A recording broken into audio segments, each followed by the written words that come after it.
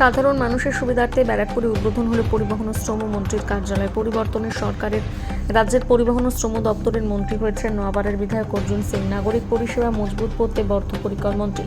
শহরতলি এলাকার বহু সাধারণ মানুষকে নানান কাজকর্মের জন্য বিধায়ক মন্ত্রীর শরণাপন্ন হতে হচ্ছে। সেই কাজ আরও দ্রুত গতিতে করার জন্য ব্যারাকপুরের নোনা চন্দনপুকুর এলাকায় পরিবহন এবং শ্রম মন্ত্রীর কার্যালয় উদ্বোধন করা হলো।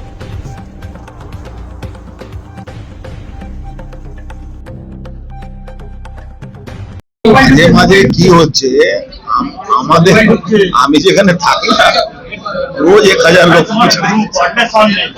এখান থেকেও লোক চলে যায়। তো এদিকে দুটো ডিপো আছে, এই ডিপোতে অনেক সমস্যা হয়ে যাচ্ছে।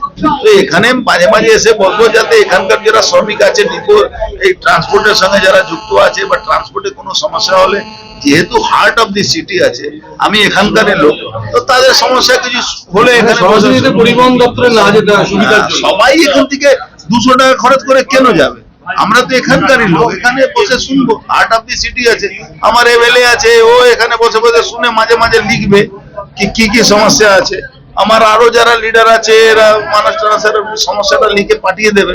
তো আমি একটা বাস এই যাতে কোনো সমস্যা জানে মানুষকে ঘুরতে হয় না, একটা জায়গা কলকাতা যেতে গেলে 200 টাকা খরচ হবে।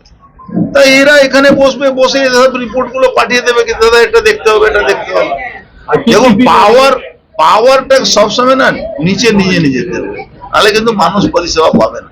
পিপিপি মডেলে রুগ্ন বাস ডিপোগুলো দেখুন আমরা এটা পরিকল্পনা করেছি, মাননীয় মুখ্যমন্ত্রীর সঙ্গে কথা বলবো, ওনার ক্লিয়ারেন্স পাওয়ার পরে আমরা এই যতগুলো ডিপো গুলো মানে ওখানে একটা মদ খাওয়া, জুয়া খেলা, ট্রাক খাওয়ার ওদের একটা জায়গা তৈরি হয়েছে, এদিকে কোনো না কোনো দিন দখলই হয়ে যাবে জায়গাটা। যাতে ওতে গভর্নমেন্ট কোনো পিপিপি মডেলে কোনো ডেভেলপ করে, নিচে গাড়ি থাকবে, উপরে কিছু মল হবে, এরকম মানে একটা শহর সুন্দর শহরের মধ্যে একটা ওই কি বলে যাও ওকে কাবাড়ার দোকান হয়ে গেছে, শহরের মধ্যে কাবাড়ার দোকান। একটা বাস ডিপো ছিল যেটা দীর্ঘদিন ধরে বন্ধ এবং ভাঙাচোরা বাস পড়ে রয়েছে, সেটা আরে আমি তো সেই শ্রম দপ্তরে বসে ওকে ফোন করলাম এমএলএ কে, আর ওখান থেকে ছবি আনালাম কি অবস্থা আছে, ছবি দেখে নিজেই কান্না পাচ্ছিলাম। ওখানে আমার তৃণমূল একটা অফিস আছে, কোনো অফিস বানিয়ে রেখে দিয়ে। হ্যাঁ, পরিবহন দপ্তরের খোল লঞ্চে বদলানো হবে যেভাবে অবস্থায় কঠিন কাজ আছে, কিন্তু মাননীয় মুখ্যমন্ত্রীর নির্দেশে আমরা অনেক কিছু কাজ হাত দিয়ে দিয়েছি, আগামী দিনও আরো দেখতে পারবে।